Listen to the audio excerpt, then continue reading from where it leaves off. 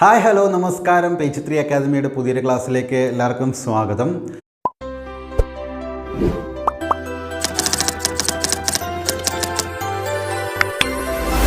നമ്മൾ ആമുഖം എന്ന് പറയുന്ന ആ ഒരു ടോപ്പിക്കിൻ്റെ ക്ലാസ് നമ്മൾ ഓൾറെഡി ചെയ്തിട്ടുണ്ട്. നമ്മുടെ പ്ലേലിസ്റ്റിനകത്ത് കിടപ്പുണ്ട്.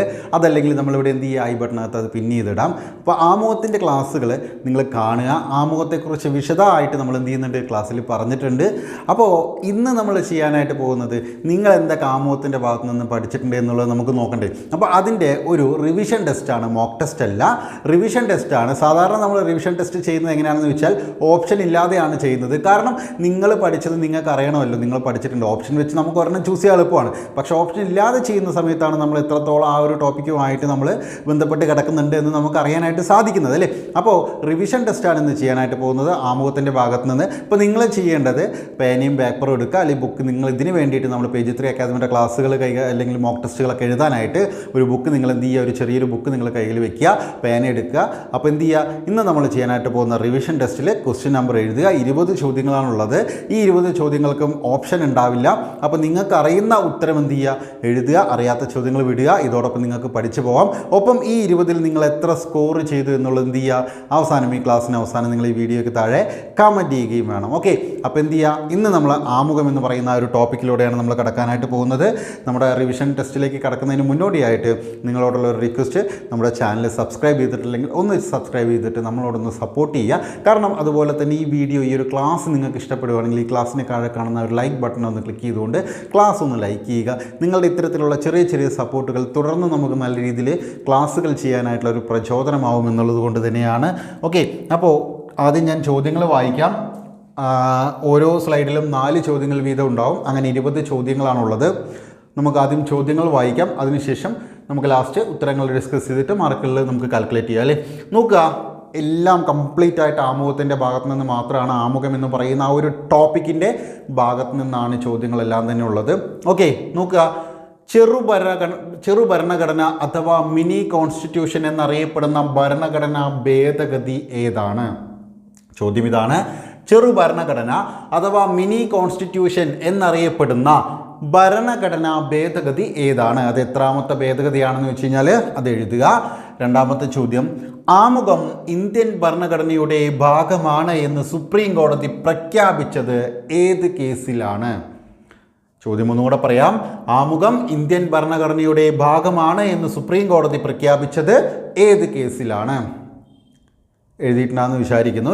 മൂന്നാമത്തെ ചോദ്യം, ആമുഖത്തെ ഇന്ത്യയുടെ രാഷ്ട്രീയ ജാതകം എന്ന് വിശേഷിപ്പിച്ചത് ആരാണ്? ആമുഖത്തെ ഇന്ത്യയുടെ രാഷ്ട്രീയ ജാതകം എന്ന് വിശേഷിപ്പിച്ചത് ആരാണ്? നാലാമത്തെ ചോദ്യം, ഭരണഘടനയുടെ ഹൃദയവും ആത്മാവും എന്ന് ആമുഖത്തെ വിശേഷിപ്പിച്ചത് ആര്? ഭരണഘടനയുടെ ഹൃദയവും ആത്മാവും എന്ന് ആമുഖത്തെ വിശേഷിപ്പിച്ചത് ആരാണ്? 4 ചോദ്യങ്ങൾ കൃത്യമായിട്ട് ഉത്തരം എഴുതിയിട്ടുണ്ടാവുമെന്ന് വിചാരിക്കുന്നു. അറിയാത്ത ജസ്റ്റ് എന്ത് ചെയ്യുമെന്ന് വരയിട്ട് വയ്ക്കുക. നമ്മളിത് ആൻസർ ഡിസ്കസ് ചെയ്യുമ്പോൾ നമുക്കത് പറയാം.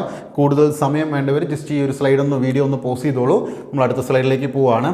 അടുത്ത സ്ലൈഡിൽ ഭരണഘടനയുടെ ജീവൻ അഥവാ ആത്മാവ് എന്നറിയപ്പെടുന്നത് എന്താണ്?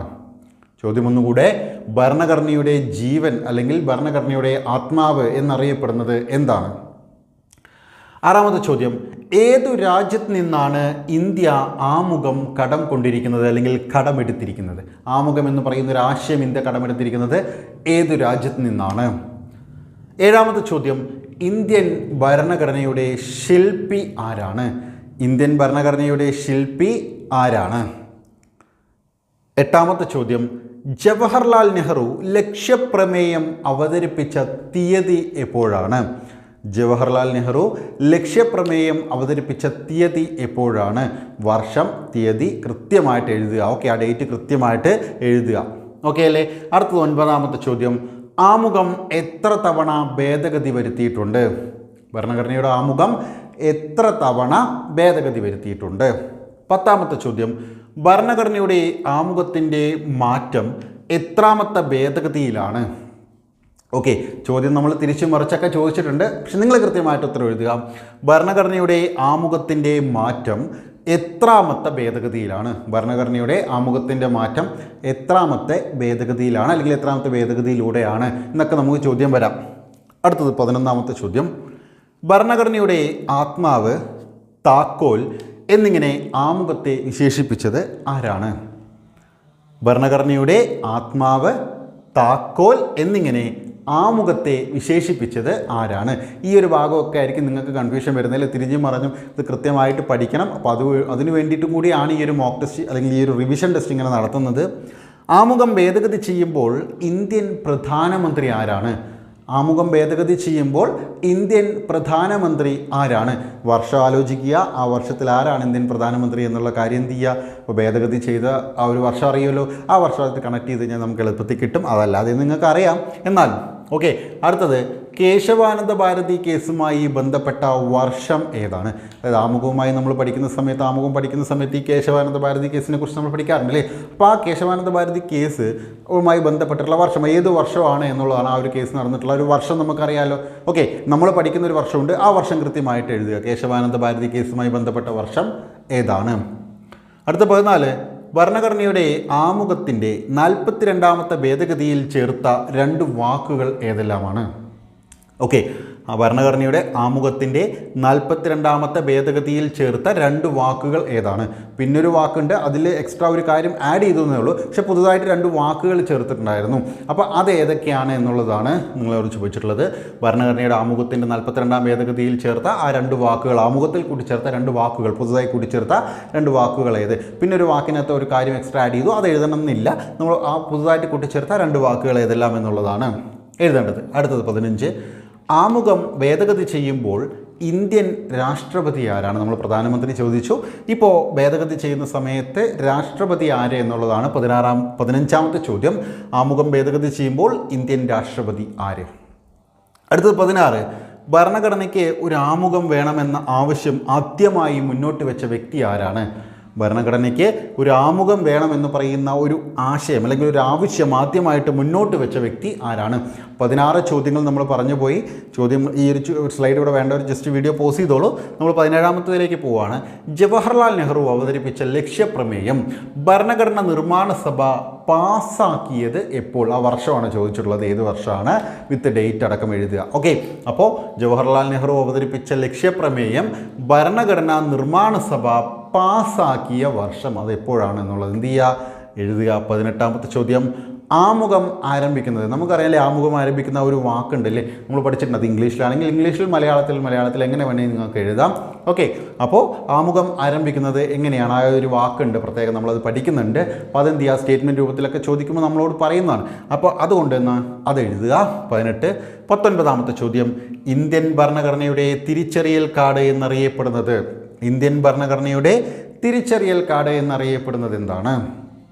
ഓക്കെ, പിന്നെ 20ാമത്തെ ചോദ്യം, അവസാനത്തെ ചോദ്യം. ആമുഖം ഭരണഘടനയുടെ അവിഭാജ്യ ഘടകമല്ല എന്ന് സുപ്രീം കോടതി പ്രസ്താവിച്ചത് ഏത് കേസിലാണ്? ഓക്കെ, എന്താണ്? ആമുഖം ഭരണഘടനയുടെ അവിഭാജ്യ ഘടകമല്ല എന്ന് സുപ്രീം കോടതി പ്രസ്താവിച്ചത് ഏത് കേസിലാണ്? അപ്പോൾ നമ്മൾ 20 ചോദ്യങ്ങൾ, കൂടുതൽ ടൈം വേണ്ടവരെന്ത് ചെയ്യുക? ജസ്റ്റ് വീഡിയോ പോസ് ചെയ്തോളൂ. 20 ചോദ്യങ്ങളാണ് ആകെ. കാരണം വെച്ചാൽ നമുക്ക് ആമുഖം എന്ന് പറയുന്നത് ഒരു ചെറിയൊരു പോർഷനേ ഉള്ളൂ അല്ലേ? നമ്മൾ ഭരണഘടനയുടെ ആ ഒരു ആമുഖം എന്ന് പറയുന്ന ഭാഗത്തെക്കുറിച്ച് നമുക്ക് വളരെ കുറച്ച് കാര്യങ്ങളെ പഠിക്കാനുള്ളൂ. പക്ഷേ അത് വളരെ ഇമ്പോർട്ടൻ്റ് ആയിട്ടുള്ള കാര്യങ്ങളാണ്. ആ ഒരു ഭാഗത്ത് നിന്ന് നമ്മൾ 20 ചോദ്യങ്ങൾ എന്ത് ചെയ്തിട്ടുണ്ട്? നമ്മൾ റിവിഷൻ പോലെ നമ്മൾ ചെയ്തിട്ടുണ്ട്. നമ്മൾ ഓൾറെഡി 2-3 ക്ലാസ്സുകൾ ആമുഖത്തിൻ്റെ റിലേറ്റ് ചെയ്തിട്ടുണ്ട്. അപ്പോൾ അതിൻ്റെ ലിങ്കുകൾ നമ്മൾ എന്തായാലും എന്ത് ചെയ്യുക? ഒന്നിൽ ഡിസ്ക്രിപ്ഷൻ ബോക്സിനകത്ത് കൊടുക്കാം, അതുപോലെ തന്നെ കമൻറ്റ് ബോക്സിനകത്ത് നിങ്ങൾക്ക് കൊടുക്കാം. ആവശ്യമുള്ളവർ എന്ത് ചെയ്യാം? അവിടെ നിന്ന് എടുത്തിട്ട് ആ ക്ലാസ്സുകൾ കാണുക. അല്ലെങ്കിൽ നമ്മുടെ പ്ലേലിസ്റ്റിനകത്ത് LPUP മാരത്തോൺ എന്ന് പറയുന്ന പ്ലേലിസ്റ്റിനകത്ത് പോയി കഴിഞ്ഞാൽ എന്ത് ചെയ്യാൻ പറ്റും? നിങ്ങൾക്കിത് കാണാനായിട്ട് സാധിക്കും. നമ്മളിതിൻ്റെ ആൻസർ നമ്മൾ ഡിസ്കസ് ചെയ്യാൻ പോവുകയാണ്. ആൻസർ ഡിസ്കസ് ചെയ്യുന്നതിന് മുന്നോടിയായിട്ടൊരു ചെറിയ കാര്യം. ഈ വരുന്ന ജനുവരി 15-ാം തീയതി നമ്മൾ LPUPക്ക് വേണ്ടിയിട്ടുള്ള പുതിയ ക്രാഷ് ബാച്ച്, 7ാമത്തെ ക്രാഷ് ബാച്ച് ആരംഭിക്കുകയാണ്. അപ്പോൾ ആ ബാച്ചിൽ ജോയിൻ ചെയ്യാൻ താല്പര്യമുള്ളവരുണ്ടെന്നുണ്ടെങ്കിൽ എന്ത് ചെയ്യുക? ഈ കാണുന്ന ചുവടെ കാണുന്ന നമ്പറിൽ എന്ത് ചെയ്യുക? കോൺടാക്റ്റ് ചെയ്യാവുന്നതാണ്. 9747886626 എന്ന് പറയുന്ന പേജ് 3 അക്കാദമിയുടെ ഒഫീഷ്യൽ നമ്പറിലേക്ക് എന്ത് ചെയ്യുക? കോൺടാക്റ്റ് ചെയ്യുക. നമ്മൾ പുതിയ ബാച്ച് ആരംഭിക്കുന്നത് ജനുവരി 15 തിങ്കളാഴ്ചയാണ് ബാച്ച് ആരംഭിക്കുന്നത്. അപ്പോൾ എന്ത് ചെയ്യുക, ആദ്യം മുതൽ തന്നെ പഠിച്ചു തുടങ്ങാനായിട്ട് നിങ്ങൾക്ക് ഇന്ന് തന്നെ എന്ത് ചെയ്യുക, അഡ്മിഷൻ എടുക്കുക. ജനുവരി 15 ക്ലാസ്സുകൾ തുടങ്ങും. ലൈവ് ക്ലാസ്സുകളുണ്ട്, റെക്കോർഡഡ് ക്ലാസ്സുകൾ അവൈലബിൾ ആണ്. അപ്പോൾ എല്ലാ ആഴ്ചകളിലും എന്ത് ചെയ്യുന്നുണ്ട്, 100 മാർക്കിൻ്റെ പരീക്ഷകൾ നടത്തും, റിവിഷൻ ടെസ്റ്റുകൾ നടത്തുന്നുണ്ട്. ഓക്കെ, അപ്പോൾ ഒരുപാട് കാര്യങ്ങൾ അടങ്ങിയിട്ടുള്ള ഈ കോഴ്സിനെ കുറിച്ച് കൂടുതൽ അറിയണമെങ്കിൽ ചുവടെ കാണുന്ന നമ്പറിൽ വിളിക്കാം. അതുപോലെ തന്നെ അഡ്മിഷൻ എടുക്കാനായിട്ടും ചുവടെ കാണുന്ന നമ്പറിൽ വിളിക്കാം. ഇപ്പോൾ ഏറ്റവും കുറഞ്ഞ ഫീസിൽ നിങ്ങൾക്ക് അഡ്മിഷൻ എടുക്കാനായിട്ട് സാധിക്കുന്നതാണ്. സോ നമ്മളതിൻ്റെ ഉത്തരങ്ങളിലേക്ക് കടക്കുകയാണ്. കൃത്യമായിട്ട് മാർക്ക് ചെയ്യുക, അറിയാത്ത കാര്യങ്ങൾ എഴുതി വയ്ക്കുക, സത്യസന്ധമായിട്ട് മാർക്ക് കമൻറ്റ് ചെയ്യുക. ഓക്കെ അല്ലേ? നമുക്ക് നോക്കാം.